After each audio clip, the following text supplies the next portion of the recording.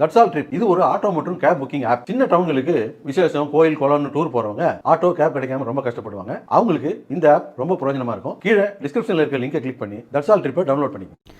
அண்ணா நினைவு நாளை முன்னிட்டு சென்னை மெரினாவில் உள்ள அவரது நினைவிடத்தில் முதலமைச்சர் மற்றும் அமைச்சர்கள் மலர் தூவி மரியாதை செலுத்தினர்.